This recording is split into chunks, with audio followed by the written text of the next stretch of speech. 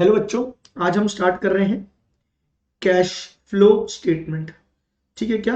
कोशिश करूंगा cash flow statement scratch से आपको अच्छे से एक बार मैं समझा पाऊं। ठीक है क्या? तो सबसे पहले कैश फ्लो स्टेटमेंट होता क्या है और हम क्यों बनाते हैं। ठीक है क्या? तो हर कंपनी को, जो भी कंपनीज एक्ट में कंपनी रजिस्टर्ड है, मतलब हर कंपनी को फाइनेंशियल स्टेटमेंट्स बनाने होते हैं। क्या बनाने होते हैं बच्चों? Financial statements. और ये जो वो फाइनेंशियल स्टेटमेंट्स बनाते हैं, इन फाइनेंशियल स्टेटमेंट्स में क्या क्या आता है, तो ये फाइनेंशियल स्टेटमेंट के जो एलिमेंट होते हैं वो होता है बैलेंस शीट, दूसरा होता है पीएनएल, तीसरा होता है कैश फ्लो स्टेटमेंट, और एक होता है statement of changes in equity. ये चार चीजें जो है वो आपको फाइनेंशियल स्टेटमेंट्स का पार्ट होती हैं, जो आपके लिए बनाना कंपलसरी होती है। तो balance sheet, PNL, cash flow और statement of changes in equity, ये चार चीजें जो बनाना कंपलसरी होती है। तो कैश फ्लो हम इसी लायबिलिटी के तहत बनाते हैं, क्योंकि फाइनेंशियल स्टेटमेंट्स हमको बनाने हैं हर साल, तो हमें कैश फ्लो बनाना जरूरी है। ठीक है क्या? जैसे कि आपने कहीं पढ़ा है, पहले हमने पढ़ा है बैलेंस शीट क्या है, शेड्यूल 3 में बताई गई है, कंपनी के शेड्यूल 3 पार्ट ए में बताई गई है कि बैलेंस शीट कैसी होगी। शेड्यूल 3 पार्ट बी में बताई गई है कि पीएनएल कैसा होगा। वैसे ही कैश फ्लो कैसा होगा, ये किसने बताया है? अकाउंटिंग स्टैंडर्ड 3 ने। किसने बताया है? अकाउंटिंग स्टैंडर्ड 3 ने। तो अगर आप कैश फ्लो पढ़ना चाहते हैं तो आपको पता होना चाहिए कि अकाउंटिंग स्टैंडर्ड 3 क्या बोलता है। इस अकाउंटिंग स्टैंडर्ड 3 ने जो फॉर्मेट दिया है, हमको वही फॉर्मेट फॉलो करना पड़ेगा। हम ना इसमें कुछ बढ़ा के कर सकते हैं, ना कुछ कम करके कर सकते हैं। जैसा हमको बताया गया है वैसे ही कैश फ्लो स्टेटमेंट हमको बनाना पड़ेगा। तो इसलिए आपको अकाउंटिंग स्टैंडर्ड 3 की पूरी जानकारी इस चैप्टर को पढ़ने के लिए होनी चाहिए। ठीक है क्या? तो चलिए शुरू करते हैं। चलिए, तो अब हम शुरू करते हैं cash flow statement. Cash flow statement जो है वो बच्चों तीन पार्ट्स में डिवाइडेड है। कैश फ्लो स्टेटमेंट जो है कितने पार्ट्स में डिवाइडेड है? तीन। पहली एक्टिविटी होती है आपकी ऑपरेटिंग एक्टिविटी, दूसरी एक्टिविटी होती है आपकी इन्वेस्टिंग एक्टिविटी, और तीसरी एक्टिविटी होती है आपकी फाइनेंसिंग एक्टिविटी। समझने की कोशिश करिएगा, कैश फ्लो स्टेटमेंट क्या बताता है? वो ये बताता है कि साल भर हमारे पास कितना कैश आया और कितना कैश गया। एक बिजनेस की सिर्फ प्रॉफिटेबिलिटी मैटर नहीं करती है, लिक्विडिटी भी मैटर करती है। तो प्रॉफिटेबिलिटी पता चलती है प्रॉफिट एंड लॉस अकाउंट से, लिक्विडिटी पता चलती है कैश फ्लो स्टेटमेंट से कि कितना कैश हमारे पास आया और कितना कैश गया। जो कितना कैश आया है वो कहां कहां से आया है। तो अब समझिए, अगर कोई बिजनेस बोले कि मेरे पास 5 करोड़ कैश आया, तो आपको बड़ा अच्छा लगेगा, हाँ यार 5 करोड़ कैश आया। लेकिन अगर वो बाद में आपको ये पता चले जो 5 करोड़ का कैश आया है उसमें से 3 करोड़ का तो उसने लोन लिया है, और 1 करोड़ की तो उसने क्या करी है, कोई प्रॉपर्टी बेची है, और मेन बिजनेस तो सिर्फ कितना लोन, कितना कैश आया है? 1 करोड़। तो पहले कहानी थी कि 5 करोड़ कैश आया, और अब कहानी क्या हो गई? बिजनेस से तो मात्र 1 करोड़ कैश आया। इसीलिए कैश फ्लो स्टेटमेंट को तीन पार्ट्स में बांटा गया। कितने पार्ट्स में बांटा गया बच्चों? तीन। पहला बोला गया ऑपरेटिंग एक्टिविटी, दूसरा बोला गया इन्वेस्टिंग एक्टिविटी, और तीसरा बोला गया फाइनेंसिंग एक्टिविटी। एक बोला गया ऑपरेटिंग, एक बोला गया इन्वेस्टिंग, और एक बोला गया फाइनेंसिंग। क्या होता है ऑपरेटिंग, इन्वेस्टिंग और फाइनेंसिंग, आप समझने की कोशिश करेंगे।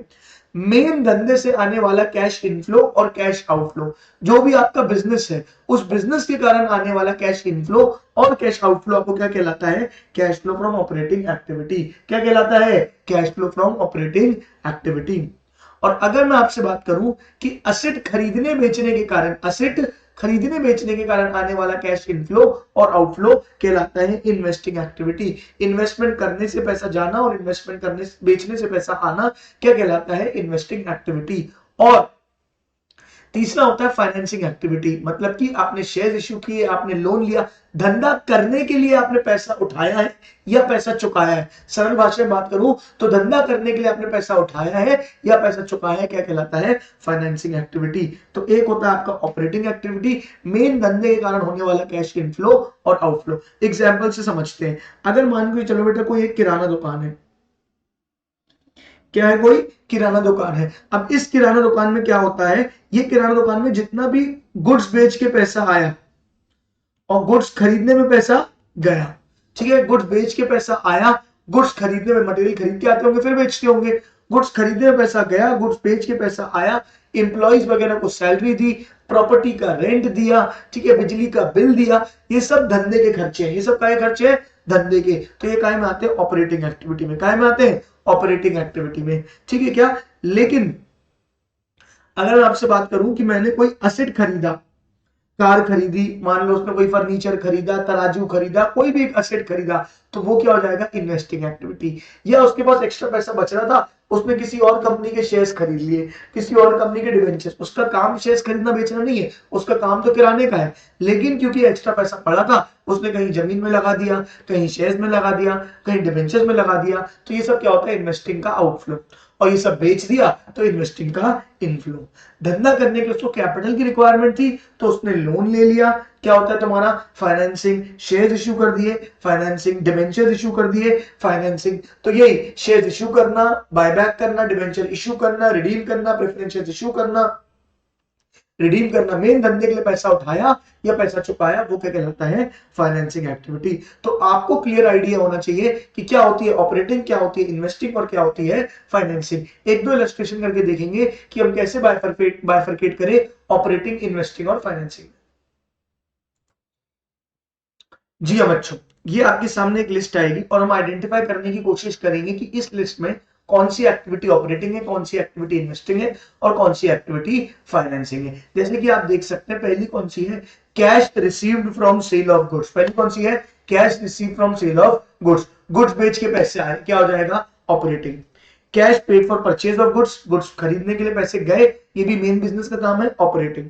पेमेंट ऑफ सैलरी, एम्प्लॉइज को सैलरी दी, वेजेस की दी, ये सब बिजनेस चलाने के लिए आप कर रहे हो, ऑपरेटिंग।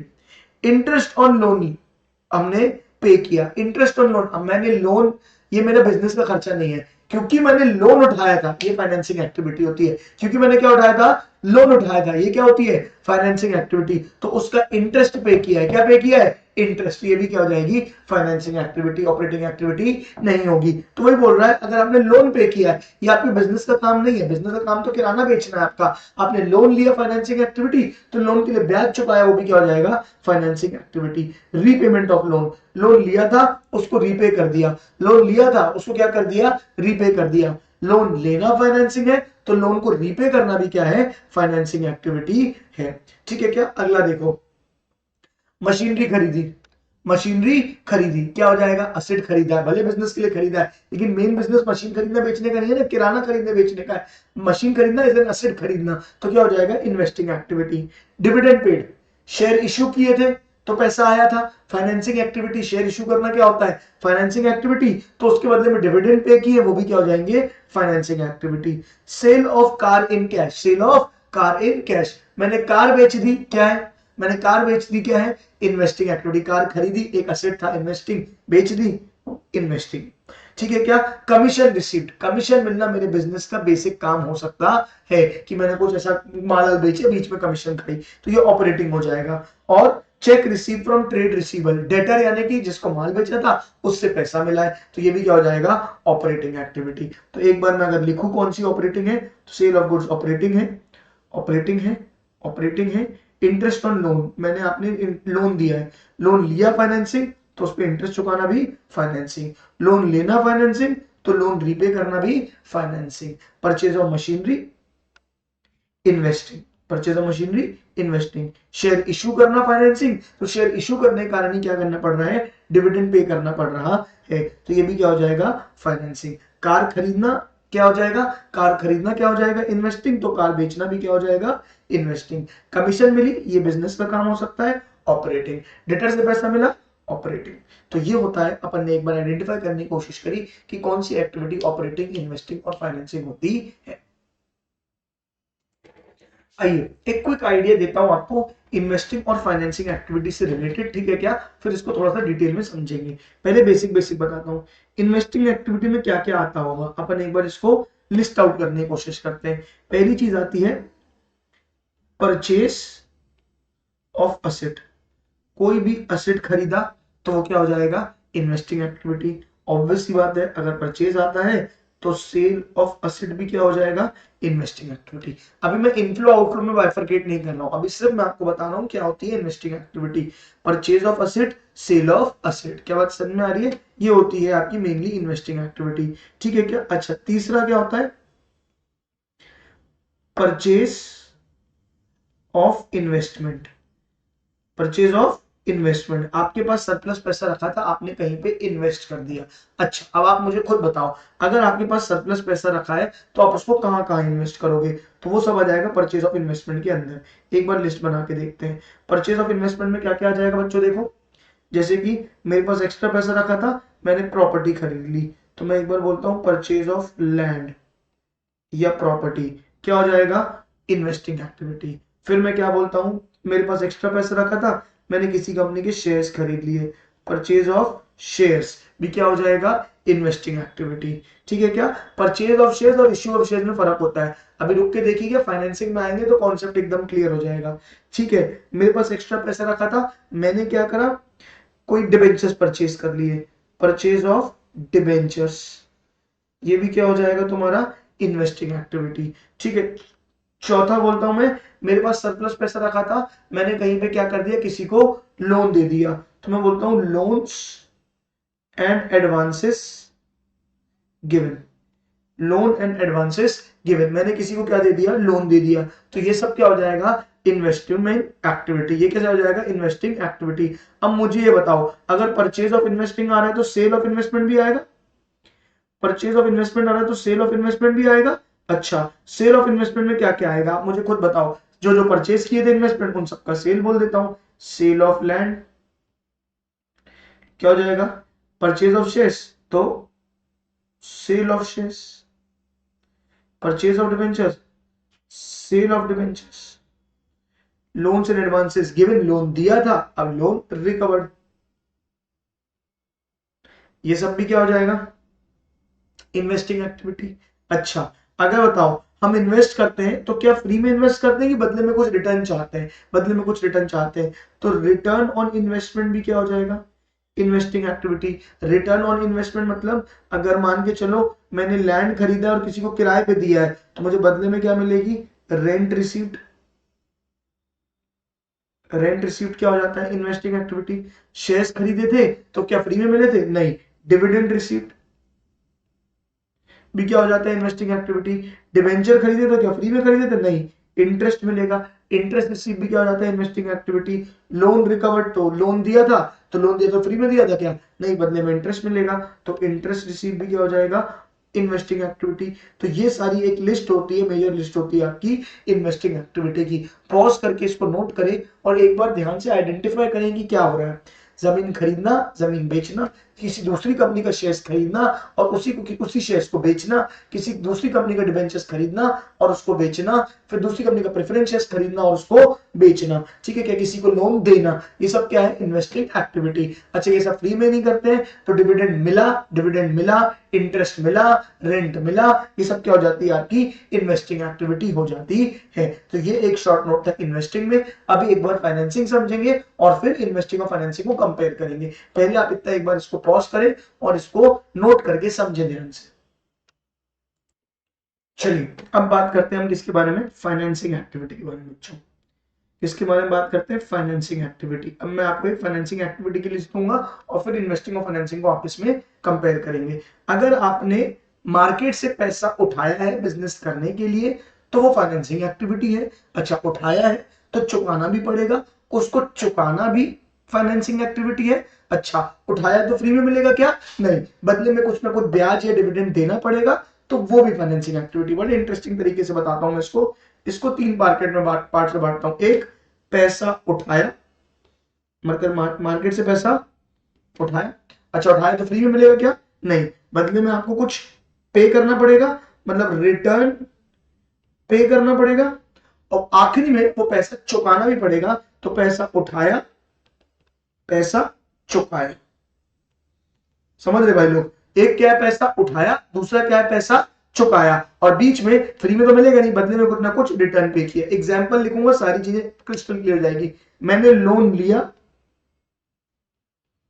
इस फाइनेंसिंग, लोन रीपे किया, इज ऑल्सो फाइनेंसिंग, और बदले में, अच्छा लोन लिया तो फ्री में मिला क्या, नहीं, उसमें इंटरेस्ट पे किया, वो भी फाइनेंसिंग।